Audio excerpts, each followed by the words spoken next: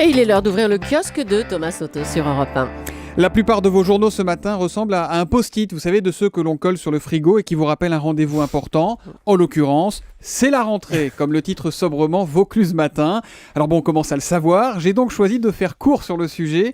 Le temps juste de vous présenter le titre de Libération. C'est sans doute celui qui résume le mieux ce qui doit se passer ce matin dans la tête des 12 millions d'élèves qui reprennent leur cartable. Rhythm and Blues, tout est dit. Mais il n'y a pas que ça dans la presse. Certains quotidiens ont choisi de prendre le contre-pied de la rentrée. Justement. Un contre-pied particulièrement intéressant dans Métro et dans La Provence. Les deux quotidiens ont choisi de s'intéresser à Marseille. Marseille, cité de la peur pour Métro. Mais l'enquête qui a particulièrement retenu mon attention, je l'ai trouvée dans La Provence. Ça s'appelle Trafic d'armes, mode d'emploi. On y apprend comment les armes ont pris le pouvoir dans la ville. Les policiers ont toutes les peines du monde à leur mettre la main dessus. Un enquêteur le reconnaît d'ailleurs. L'essentiel des saisies se fait au fil des affaires. Les armes arrivent petit à petit, 3 par-ci, 3 par-là. Elles passent de main en main. C'est pour ça qu'il est très difficile de les trouver. Saisissant dans cette enquête le témoignage d'un père de famille. Voilà ce qu'il dit. Les petits de 15 ans, ils volent, ils économisent et ils achètent des armes. Il faut avoir la sienne. Maintenant, les conflits finissent toujours comme ça, même pour une embrouille en voiture. On ne discute plus et ce même père ajoute « Aujourd'hui, on peut penser que la moitié des jeunes des cités sensibles y ont accès. Il n'y a pas longtemps, un gamin de 15 ans s'est payé une calache avec ses petits larcins. Maintenant, pour ces adolescents, il faut absolument en avoir une. Une kalachnikov, un gilet d'occasion à Marseille, sur le marché du bouche à oreille, comme on dit, ça se négocie aux environs de 1 500 €. Bon, heureusement, vous avez trouvé un petit peu de sourire dans la presse quand même. Oui, c'est celui qu'on doit lire sur les visages de 2 heureux joueurs. Une histoire que nous raconte le Républicain Lorrain et ça s'appelle Double coup de chance à Thionville. Alors il y a là-bas une petite boutique qui s'appelle Le Point Chaud. Samedi, 2 clients s'y sont succédés à 10 minutes d'intervalle.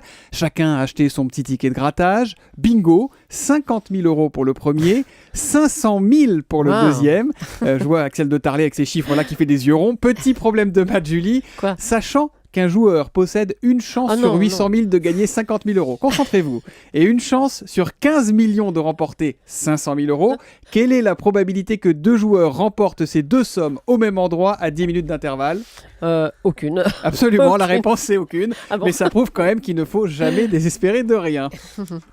La une des journaux économiques, c'est avec vous Axel de Tarlet. Bonjour. Bonjour Thomas. Alors Renault affiche des ventes en hausse dans un marché qui est en chute libre, c'est-à-dire dans le Figeco. Exactement, en août, les ventes en France ont dévissé de 11%, mais Renault progresse de près de 5%, et ce en partie grâce au succès de sa marque à bas coût Dacia. Dacia qui est devenue la 3e marque française auprès des clients particuliers.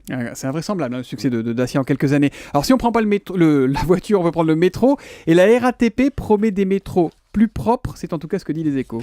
Oui, le contrat de nettoyage a été renégocié. Ainsi, à partir du 1er octobre, il y aura désormais pas moins de 3400 contrôles de propreté.